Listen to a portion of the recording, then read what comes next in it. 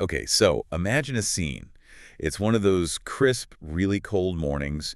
You're driving past a massive distribution center. You know, one of those giant concrete boxes off the highway that seems to go on for miles. Hmm. And outside, right there near the gate, there's a big crowd of truck drivers. They're all bundled up in these heavy coats. They're holding picket signs, chanting a little, marching in a tight, organized circle. They are, picketing. Right, a classic scene. And looking at that, you would just naturally turn to the person next to you in the car and say, truck drivers are on strike. Correct. That is a perfectly standard, accurate Yeah. observation. We see the activity, and we put a label on the event. But I want to sort of pull the car over for a second, metaphorically, of course, and look a lot closer at the relationship between those two things, the picketing and the strike. Because if we're being really, really precise, you wouldn't say the picketing caused the strike, would you? No, absolutely not. That would be a category error. Right. Because the cause was probably something like low wages, or the contract negotiations that fell through, or maybe just the terrible coffee in the break room 3 weeks ago. That's the cause. That happened in the past. Exactly. The cause is antecedent. It comes before. And you also wouldn't say the picketing is the strike, right? They aren't the exact same thing. They're not, because hypothetically, they could be striking by all just staying home and watching Netflix. That's a strike. Or they could be doing one of those slowdowns, driving strictly the speed limit to just gum up all the works. That's also a form of striking. It is. So there are many ways to realize a strike. Picketing is just one of them. Exactly. So if the picketing didn't cause the strike, because that was the contract dispute, and the picketing isn't identical to the strike because you can strike without picketing, what on earth is the connection? Why do we look at the picketing and say there was a strike? What's the invisible thread tying that guy holding a sign to the whole concept of striking? You have just stumbled right onto the precise linguistic and, more importantly, metaphysical puzzle that we are tackling today. A philosopher wouldn't use the word cause here, and they wouldn't use the word equals or is identical to. They would say something very specific. What's that? They would say, the truck drivers are on strike in virtue of picketing. In virtue of. Okay, that is the phrase of the day. It is the phrase of the last decade, maybe two, in metaphysics. Today, we are going deep, and I mean really deep, into what you might call the architecture of reality itself. We are unpacking a concept called metaphysical grounding. Which, I have to be honest, sounds like something that happens to a teenager when they misbehave in a spiritual way. Timmy, you are metaphysically grounded. Go to your room and contemplate the nature of existence for an eternity. It does have a bit of a punitive ring to it, doesn't it? But the consequences here are very serious, not for Timmy, but for how we understand the entire universe. Grounding is, at its heart, the study of dependence. It's the study of what makes what. It's the connective tissue of reality. We have a huge stack of research in front of us today, all centering on the Stanford Encyclopedia of Philosophy's entry on this topic. And I'll admit, when I first opened this file, I thought, okay, is this just semantics? Is this just a fancy way of talking about grammar? But the more I read, the more I realized this is about structure. It's about how the world is actually built. It is, as you said, detailed and deep. Think of it this way. It's like looking at the blueprints of a building, not just the finished building. Science, for the most part, looks at the horizontal axis of the world time. Event A causes event B, which causes event C. Grounding looks down. It looks at the vertical axis. It asks, what supports event A right now? Okay, so let's establish the mission for this deep dive. We're going to try and figure out how the different layers of reality actually fit together, from the atoms up to the apples, from the neurons firing in our brain up to our thoughts. And we are going to ask, is there a bottom? Is there a foundation? Or is it just falling forever? It's a bit of a vertigo-inducing topic, I should warn you, but it's absolutely essential if you want to understand what philosophers these days mean by realism. I'm strapped in. So let's go back to those truck drivers for just one more second to really clear up some of the potential confusion. You said grounding is distinct from causation. I want to drill into that because I think most of us use the word because for both, don't we? He fell because he tripped and the ball is red because it's burgundy. We use the same word for both. We do. In English, because does a lot of heavy lifting. It's a very overworked word. But in philosophy, we have to separate these concepts with a scalpel. Causation is typically diachronic. Diachronic. Okay, break that down for us. It comes from the Greek. It just means across time. The payroll system fails on Monday. The drivers get angry on Tuesday. The union holds a vote on Wednesday. The strike starts on Thursday. You see? That's a chain of events flowing through time. Event A happens, then event B happens. Okay, a sequence. But grounding is different. Grounding is typically synchronous. It happens at the same time. The picketing isn't happening before the strike. It's happening during the strike. In fact, the act of picketing constitutes the strike right now, in this moment. So the dependence is immediate. It's not a domino knocking over another domino down the line. It's what's a better image for it. Think of a table holding up a vase. The table isn't causing the vase to be high up in the sense that it did something yesterday. The table is supporting the vase right now. If that table were to vanish, the vase would fall immediately. That is a grounding style dependence. Okay, that really helps. The table grounds the position of the vase. And the other big distinction you mentioned, identity. We said picketing isn't identical to striking. Right. Identity is strict. It's Superman is Clark Kent. They are one and the same person. If I punch Superman, I have punched Clark Kent. There's zero wiggle room. They are just two different labels for the exact same object. But striking is like a broader category. Exactly. As we said, striking is a variable. Picketing is just one possible value of that variable. And since you can strike without picketing, they just can't be identical. So grounding is this really specific in-between kind of relationship. It's not one thing causes another thing later, and it's not two different words for the exact same thing. It's one thing building another thing, one thing making another thing real. There's a philosopher, Jonathan Schaeffer, who's a massive figure in this field. We're going to be talking about him a lot today. He says that metaphysics for a long time was just about making a list. An inventory. Like a grocery list for the universe. Precisely. You'd ask, does God exist? Yes, no. Do numbers exist? Yes, no. Do chairs exist? Yes, no. Check the box. Right. But Schaeffer says that's boring. It's superficial. The really interesting question isn't just what exists, it's how it exists. It's the hierarchy. It's the org chart of the universe. I love that idea, the org chart of reality. Because in a company, right, the CEO and the intern both exist. They're both physically in the building. They're both on the payroll.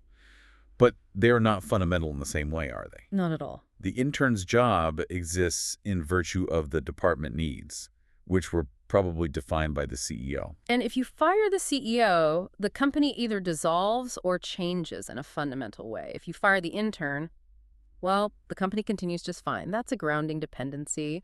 We want to know who the CEO of reality is. Okay, so we're setting out to build this org chart of reality.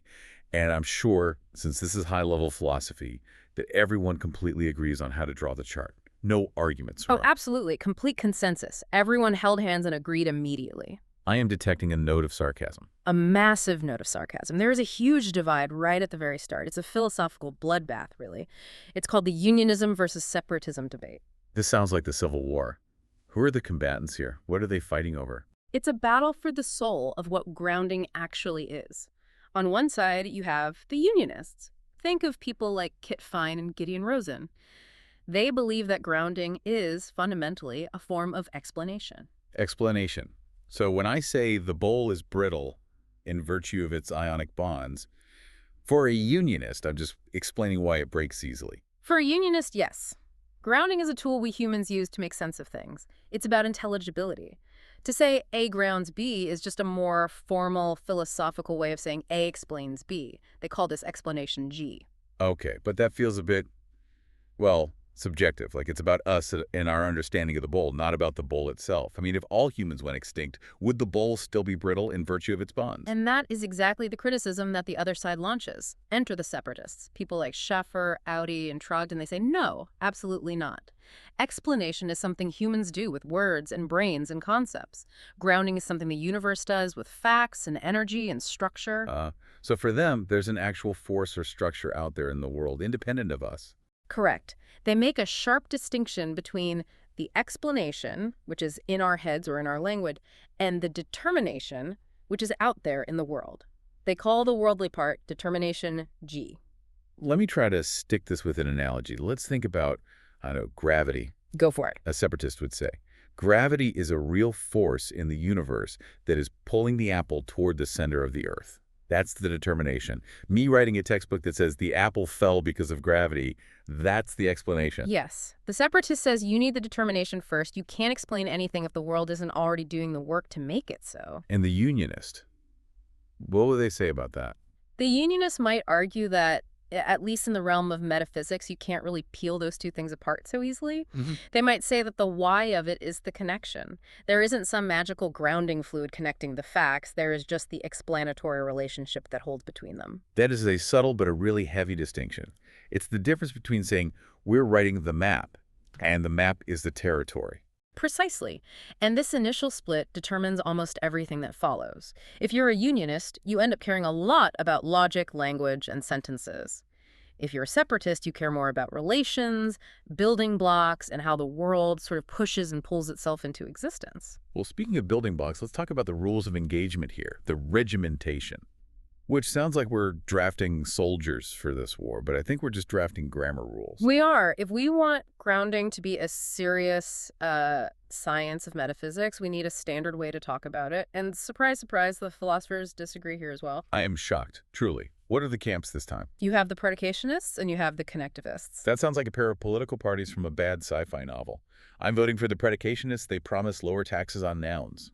The predicationists treat grounds as a predicate, like a verb or a relation between two things. They want to be able to say, fact A grounds fact B. Okay, so the fact that the truck is red, grounds. The fact that the truck is colored, noun, verb, noun, very structured. Exactly. It treats grounding as a formal relationship between things, which are usually facts. But the connectivists say that's way too clunky and artificial. They prefer to use a sentential operator, like the word because. They'd rather just say, the truck is colored because the truck is red. I have to admit, that sounds much more natural to me. The grass is green because of the chlorophyll. It just flows better. It is more natural. But the predicationists have a comeback. They argue that if you only use because, you lose the ability to talk about the relationship itself. You can't put the because under a microscope. What do you mean? If you use grounds as a noun or a verb, you can analyze its properties. You can ask, what are the formal properties of the grounding relation? Is it transitive? Is it symmetrical? Ah, I see. If I want to study the glue, I need to be able to point at the glue itself, not just look at the two things that happen to be stuck together. That's a perfect way to put it. And this leads directly into a really interesting squabble called the entity debate. The entity debate. Right, this is where I started to get a little bit lost in the nodes. It's simpler than it sounds. We keep saying fact A grounds fact B. The fact that the truck exists grounds the fact that it is red. But can an object be a ground? Can the truck itself, the big physical metal thing, ground something? My intuition screams yes. I point at the truck and I say, that thing is the reason for the shadow on the ground. I don't point at a fact, I point at the bumper. But a unionist, remember, they're the explanation folks. They would stop you right there. They'd say, you can't use a truck in an explanation. If you ask me, why is there a shadow over there? And I just shout, to have made it. Have I actually explained anything? No, not really. You sound like a toddler. Truck. Right. An explanation needs a proposition. It needs a sentence. You have to say, the fact that the truck is opaque and blocking the light, that explains the shadow. So unionists generally hate the idea of objects being grounds. They want facts. They want sentences. But the separatists, the ones who think grounding is a real-world force. The separatists are totally cool with it. They would say, look, the truck is doing the work. The physical truck determines the existence of the shadow. Whether or not we can package that neatly into a sentence is our problem, not the truck's. I have to say, I'm finding myself siding with the separatists on this one. The truck feels more real to me than the fact about the truck. The map shouldn't dictate the territory. And that is the core intuition of realism. You want the world to be made of stuff, not just of sentences about stuff. Okay, we've been very abstract. Let's try to ground the listeners, pun absolutely intended, with some concrete examples. The literature seems to put these into three main buckets: metaphysical, logical, and conceptual. Let's just run through them so you can spot these relationships in the wild. Good idea. First up, metaphysical grounding. This is the classic stuff makes other stuff category. Think of a heap of sand. The old Sorites paradox. Here we go. Right. But we're not worried about the paradox here, just the existence. The claim is the existence of grain A and grain B and grain C and so on for all the grains, grounds, the existence of the heap. The microscopic parts taken together make the macroscopic whole exist. Got it. The atoms make the chair, the threads make the shirt, the little stuff makes the big stuff. That's metaphysical. Next is logical grounding. This is all about the rules of truth. If I state the fact that the truck is red, that single fact grounds the truth of the statement something is red. Because if a specific particular truck is red, it automatically makes the general existential statement true. Yes. This is a rule of logic called existential introduction. The specific instance grounds the existential truth. You don't need to check the entire universe to know something is red. You just need to look at that one red truck. And the third one? Conceptual. This one comes from definitions and the meanings of words. The fact that the truck is burgundy grounds the fact that the truck is red. Because the concept burgundy is itself defined as a specific shade of the concept red. Exactly. The relationship is built right into the concepts themselves. You literally can't understand what burgundy is without first understanding what red is. The specific concept grounds the more general one. Okay. I feel like we have the basics now. We have the vocabulary, the main disputes. Now I want to look under the hood. You promised me we would see the physics of metaphysics. Yeah. What are the fundamental laws that this grounding force obeys? This is where we leave the kiddie pool, for sure. We need to talk about the intrinsic nature of the grounding relation. And the first, most mind-bending feature is something called hyperintentionality. Hyperintentionality. That sounds like a nervous condition. I've had way too much coffee this morning. I'm feeling a bit hyperintentional. It does sound like that, but it's actually about how sensitive the relation is to meaning. To explain this, we have to look at how we normally treat truth in logic. Usually, logic is remarkably blunt. If two things are always true together, logic often treats them as interchangeable. Give me an example of that bluntness. Okay, take a necessary truth from math. 2 + 2 = 4. It's always true. It's necessary. Now take one from geometry. Triangles have 3 sides. Also, always true. Also necessary. In a strict logical world, what we call modal logic, you can swap those sentences around and the overall truth value of the world doesn't really change. They're both just necessary truths. They exist in all the same possible worlds. Okay, so they're effectively worth the same currency in that system. Right. But grounding is picky. It is hypersensitive. It cares about the meaning and the structure, not just the truth. Let's use an analogy from the philosophy of mind involving belief, which is also hyperintentional. Okay, I'm with you. Let's say we have a friend, Amy. Amy reads Huckleberry Finn and comes to believe the following. Mark Twain was a funny writer. A very reasonable belief to hold. Now, as a matter of historical fact, we know that Mark Twain is Samuel Clemens. It's the same guy. Mark Twain is just a pen name. They are identical, one and the same person. But if we then say, Amy believes Samuel Clemens was a funny writer, is that statement necessarily true? Oh. No, not necessarily. Amy might not know his real name. If you asked her, who is Samuel Clemens, she might just say, I have no idea. Exactly. Even though Twain is Clemens, you cannot just swap the names inside the sentence about Amy's belief. Because her belief is about the concept or the packaging of the person, not just the flesh and blood person himself. Her belief is sensitive to the label we use. And grounding is the exact same way. It distinguishes between things that are logically equivalent but structurally different.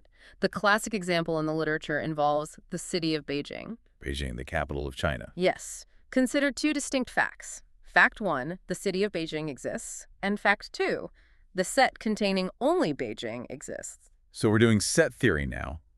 The city, and then the city inside curly brackets. Beijing. Philosophers absolutely love sets. Now think about it. Mathematically and logically, you can't have one of these without the other. If the city exists, then the set containing it must also exist. And if the set exists, the city must be inside it to make that true. They are locked together across all possible worlds. Okay, so modally speaking, they are inseparable twins. But which one is the foundation? Which one depends on which? Does the city ground the set? Or does the set ground the city? Well, my intuition is screaming that the city comes first. The city is the real physical thing. The set is just this abstract mathematical wrapper we put around it. Correct. So we say, Beijing exists, grounds Beijing exists. But because grounding is hyperintentional, you cannot swap them. If you tried to say Beijing exists, grounds Beijing exists, that would be false. And if you said Beijing exists, grounds Beijing exists, you'd be talking nonsense. Grounding sees a crucial difference between the city and the wrapper, even if standard logic says they are inseparable. It's like the grounding force has better eyesight than standard logic. It can see the hierarchy where logic just sees a big undifferentiated blob of true. That's a beautiful way to put it. It sees the hierarchy. It sees that the city is the source and the set is the result. And this demand for hierarchy, for purity, brings us to the next key feature, non-monotonicity. Which I assume does not mean it speaks in a robot voice. No. In formal logic, arguments are usually monotonic. That simply means that if you have a valid winning argument, adding more information, more premises, doesn't suddenly make it a losing argument. Can you give me an example? Sure. All men are mortal. Socrates is a man. Therefore, Socrates is mortal. That's a valid argument. Now let's add a random true fact. All men are mortal. Socrates is a man. And the sky is blue. Therefore, Socrates is mortal. Still valid. The sky being blue doesn't stop Socrates from dying, unfortunately for him. Right. Adding extra information is safe. Logic is robust in that way. But in grounding, adding extra information can be fatal to the claim. Grounding is non-monotonic. Let's go back to our Beijing example. We agree that Beijing exists. Grounds Beijing exists. Yep. City makes the set. Now let's add another fact. Let's add the fact that Gomer is a good dog. Which he is. Gomer is an objectively good dog. No doubt about it. But look at the grounding claim now. We have to say, the fact that Beijing exists, the fact that Gomer is a good dog, grounds the fact that the set of Beijing exists. Ugh, no. That feels immediately wrong. Why does it feel wrong? Because Gomer has nothing to do with it. You've contaminated the explanation. The set doesn't exist in virtue of the dog. It exists solely in virtue of the city. The dog is just irrelevant noise. Ingo, grounding requires relevance. By adding the fact about the good dog, you broke the grounding relationship.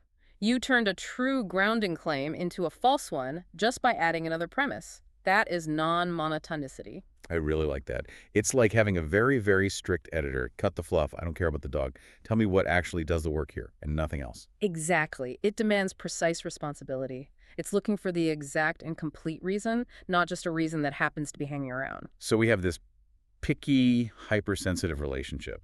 Now, let's talk about the shape of the structure it builds. If grounding is the glue, what does the building look like? The standard view, the kind of default position, is that grounding forms what's called a strict partial order. Imagine a pyramid or a family tree or a ladder. It has to follow 3 very strict rules. It must be irreflexive, asymmetric, and transitive. Okay, let's break those down one by one. Irreflexive. Nothing grounds itself. A fact cannot explain its own existence. You cannot lift yourself up by your own bootstraps. So fact A cannot ground fact A. Makes perfect sense. A child isn't their own parent. Next, asymmetric. It's a one-way street. If A grounds B, then B cannot ground A.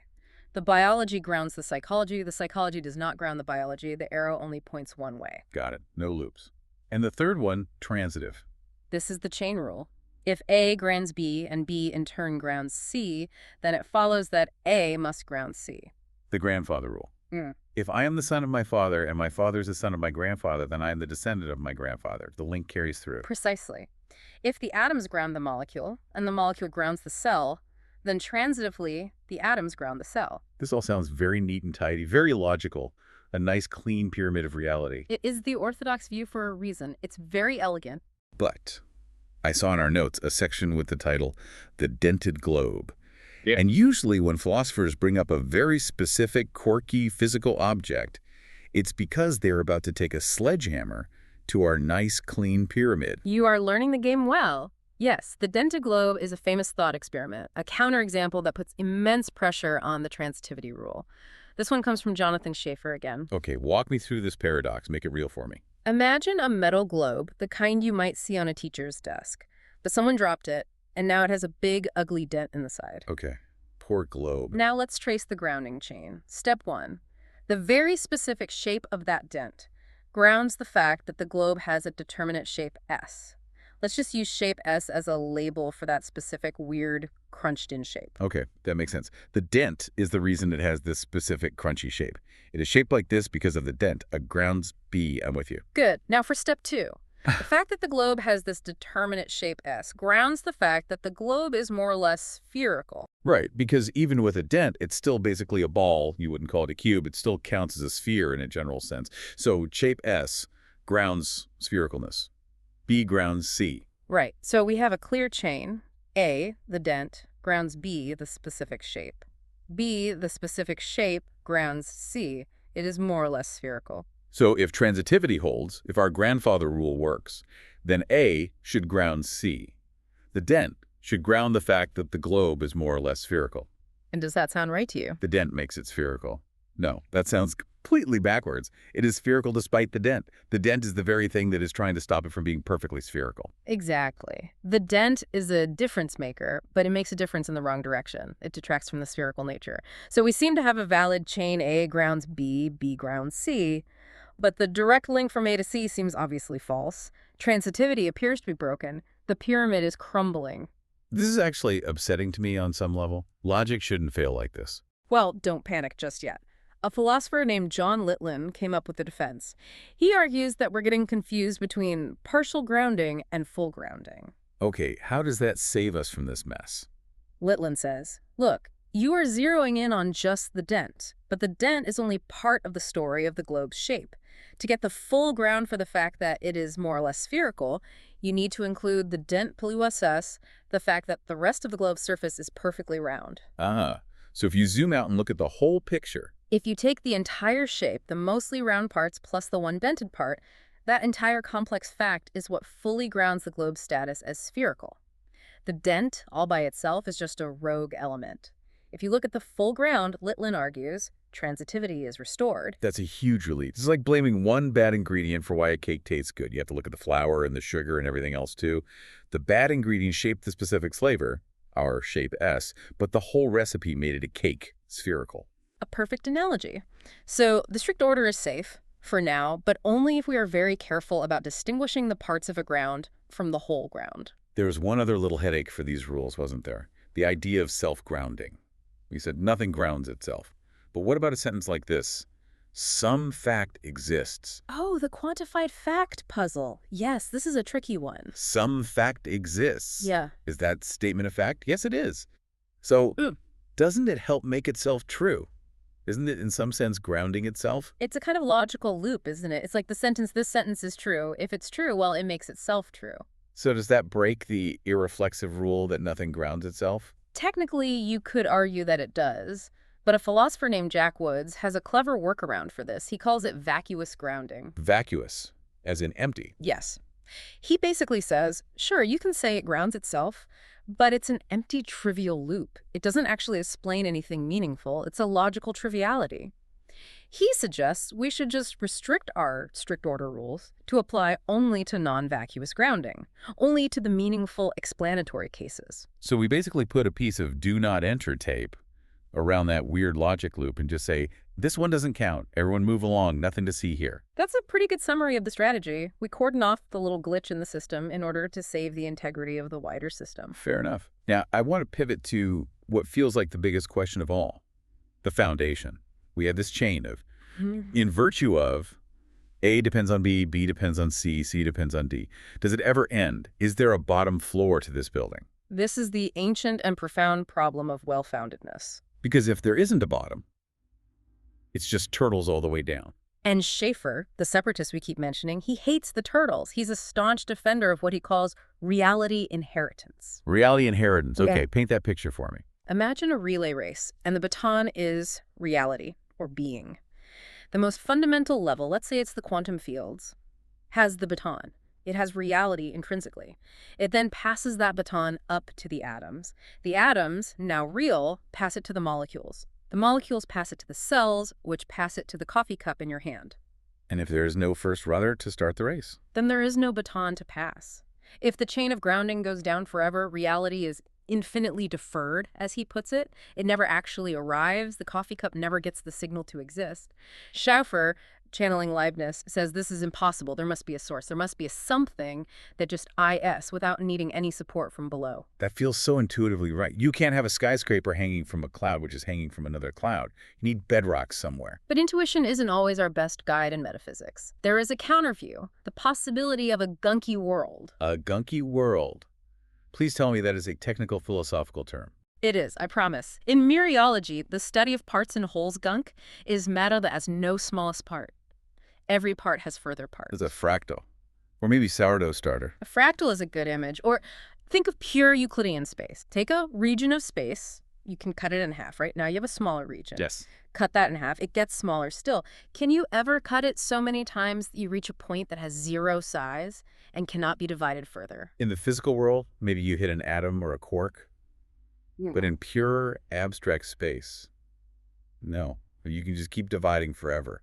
There's always a smaller half. Right. So in a gunky world, every physical object is made of smaller objects, which are made of smaller objects still, forever. So the fact that this region exists is grounded in the fact that these subregions exist, which is in turn grounded in these subregions exist ad infinitum. So Schaeffer is wrong. You can have a bottomless pit. Reality can be infinitely deferred. Well, philosophers like Rabin and Rayburn who write about this argue that, yes, the idea is perfectly coherent. Maybe reality doesn't need a single source.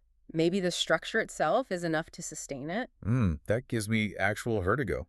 The idea of falling through floors of reality forever and never ever hitting the ground, it feels deeply unstable. It is dizzying, but they do have a potential fix, a way to have both infinite descent and stability.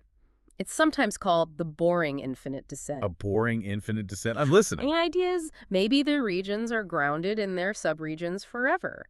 But maybe the whole structure is also grounded in something else entirely, something off to the side. Perhaps the facts about regions are also grounded in facts about points. Or maybe they're grounded in the overarching laws of geometry. So there's a safety rope running alongside the infinite slide. Exactly. Even if the chain of parts goes down forever, the overall nature of the space might provide the anchor. So you can have your infinite turtles so long as all the turtles are swimming in a finite and well-defined ocean. Okay, wow. We've done the formal logic, the paradoxes, the infinite abyss. Now I have to ask the rude but necessary question, the so what question. Why do we need this incredibly complicated philosophical apparatus? Why can't we just stick with cause and effect and, get on with our lives? It's not a rude question at all. It's the most important one. If this is just a clever game for academics, then let's go home. But it's not. The theoretical utility of grounding really comes down to three big things: unity, priority, and physicalism. Okay, let's start with unity. Think about all the different ways things seem to depend on other things. A set depends on its members. The truth of a sentence depends on the facts in the world. A moral property, like wrongness, depends on the physical features of an action. These all look like very different relationships on the surface. Where you've got math, language, ethics, they seem like totally different worlds. Grounding says, no, they're all instances of the same fundamental relationship. It unifies them under one heading. It says, look at the underlying pattern here. It's a candidate for the grand unified theory of dependence. Okay, that definitely satisfies the need freak in me. I like that. What about the second one, priority? This is all about fixing the arrow of reality. Let's go back to Socrates for a moment. It's always Socrates. It's always Socrates. So you have Socrates the man, and you have his singleton set, the set containing only Socrates. Now, standard logic says these two things are modally equivalent. They exist in all the same possible worlds. Logic by itself can't tell you which one is more important or more basic. But we all know Socrates is the real boy. The set is just an abstract piece of math we invented. Exactly. Grounding gives us the arrow. It allows us to state formally that Socrates grounds Socrates. The arrow points from the man to the set. It fixes the direction of reality. It's a compass for metaphysics. Without it, metaphysics is just a flat map of what exists. With grounding, we suddenly have topography. We have mountains and valleys. And the big one, physicalism. This feels like the holy grail for a lot of this. This is where the rubber meets the road for most people, I think. Yeah. It absolutely is. If you're a scientist, or really just a modern person with a scientific worldview, you likely believe in some form of physicalism. Yeah. The idea that at the end of the day, everything is physical. Sure. I don't believe in ghosts or spooky stuff. I believe in atoms and energy. But you also have feelings. You have the experience of pain, the feeling of joy, the specific smell of coffee. You have consciousness. Qualia, the raw subjective experience of being. Right. Now, if you ask a neuroscientist, how does my feeling of pain relate to the C fibers firing in my brain? A cough scientist will say, well, they correlate perfectly. And correlation is not causation. And it's definitely not a full explanation. Just because they happen together doesn't tell me why or how. Exactly. And a dualist, someone who believes in a non-physical soul, can just say, sure, they correlate, but the soul is a separate thing, floating above the brain, just watching what's happening. The brain is just the radio receiver for the soul's signal. So how does grounding save the physicalist from that? How do we bridge that famous gap between the gray matter of the brain and the technicolor dream of consciousness? Grounding allows the physicalist to make a much stronger claim, they can say. The feeling of pain is grounded in the C fibers firing. It is nothing over and above the physical state. Nothing over and above. That's a powerful phrase. It's the key phrase. It's not saying the pain is identical to the neuron firing because a neuron doesn't look or feel like a feeling. You can't cut open a brain and find sadness sitting there. But it is saying the feeling is fully and completely built out of the neural activity. It preserves the reality of the mind while anchoring it 100% to the physical brain. That is an incredibly powerful tool. It lets you have your cake, a real physical world, and eat it too. Real, meaningful, conscious experiences. It gives the physicalist a precise language to talk about the mind without dismissing it as some kind of illusion. Precisely. It lets you say, your love is real, your pain is real, but it is real in virtue of the physical facts of your brain and body. It saves the phenomena, as they say. We have just a few minutes left here. I want to touch on necessity before we wrap up, because we sort of brushed past it earlier. Does the ground always force the result to happen? This is the view called necessitarianism. It's the idea that if you have the grounds, the result must happen. It couldn't have been otherwise. That seems logical. If the truck picketers are the ground for the strike, then if they're picketing, there must be a strike. But there's a great little puzzle for this view called the accident challenge. Imagine a room full of cups. And let's say, just purely by accident, all the cups in this room happen to be red. Okay. A red cup convention. I'm with you. So we have the general fact. All cups in this room are red. Now, what grounds that fact? Well, I suppose it would be the whole list of individual facts. Cup 1 is red, and cup 2 is red, and cup 3 is red, and so on for all the cups. Good. Now, for the tricky part, does that collection of grounds, that whole list, necessitate that all the cups in the room are red? Yes, I think so. If cup 1 is red, and cup 2 is red, and... Hang on, what if there was a blue cup hiding in the cupboard that we didn't see? If there was a blue cup, your list of red cups would still exist. The fact cup 1 is red would still be true. But the conclusion, the general fact, all cups are red, would suddenly be false. So the individual red cups by themselves don't force the all fact to be true. You need something else. You need what philosophers call a totality fact. You need an extra fact that says, and that's all the cups there are. It's like you need a bouncer at the door of the room saying, nobody else is coming in. This is the complete set. Exactly. You need the list of red cups, plus the bouncer, to necessitate the all fact. And this shows just how complex the relationship between grounding and necessity really is. You can't just pile up the positive sacks. You often need the boundary conditions too. And just very briefly, essence, where does that fit into this whole picture? Right. Essence is the what is it of a thing. It's the very nature of something. Kit Fine, one of the unionists, thinks that essence actually explains grounding. The question is, why does the truck is burgundy ground? The truck is red. Fine's answer would be, because it is part of the very essence of the color burgundy to be a type of red. The nature of the colors themselves builds the bridge between them.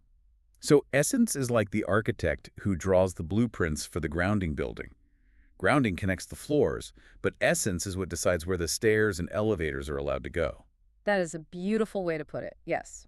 Gideon Rosen has a principle that says, if it is essential to X that P, then that very fact, the fact about its essence grounds, P essence, is seen as the deep source of many of these grounding connections. It's just amazing how much machinery is hidden behind a simple sentence like, the truck is red. That is metaphysics in a nutshell. So we have traveled from striking truck drivers all the way to the fundamental structure of the cosmos. We've gone through dented globes, gunky worlds, and bouncers at the red cup party.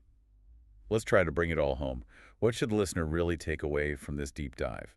I think the key takeaway is that we need to stop looking at the world just as a sequence of events in time, one thing happening after another. We need to start looking at it as a structure of depth. What? Grounding allows us to see the layers. It lets us understand that the world isn't just a flat collection of disconnected objects. It's the hierarchy. It's an organized structure. It helps us ask and maybe even answer the question, what is truly fundamental? And how does the complex world of our everyday experience arise from the basic world of physics? And it validates the idea that the upper layers are real because they are firmly grounded in what's below them. Precisely. They are not illusions. They are real, just not fundamental. I want to leave the listener with one final brain-breaking thought that I saw in our research. We talked about a grounding fact, like fact A grounds fact B. Yes. And we said that that statement, the whole thing, is itself a fact. That's right. It's a fact about the structure of the world. So, what grounds that fact? What grounds the fact that A grounds B? Yes. You have found the meta-grounding problem. Is it just turtles all the way down again? This is the very reason a philosopher like Theodore Sider is skeptical of the whole project. If the statement A grounds B is a new, separate fact, then it seems to need its own ground. Let's say fact C grounds it. Well, now we have a new fact. C grounds, A grounds B. And that seems to need a ground. You could potentially explode into an infinite pile of grounding facts just to get one simple relationship off the ground. So is the cement that holds the universe together itself cemented? Or is it just sticky by magic? That is the question, isn't it? Is the glue sticky in virtue of itself, or does it need another layer of glue to make it sticky? I'm going to be thinking about sticky glue and dented globes all week long. Thank you so much for guiding us through the very dense fog of metaphysics. It was a genuine pleasure to unpack the architecture of reality with you. And to you, the listener, the next time you see a strike or a heap of sand or just the color red, ask yourself, in virtue of what is this here, you might just start to see the invisible ladder of the universe. Thanks for listening to The Deep Dive.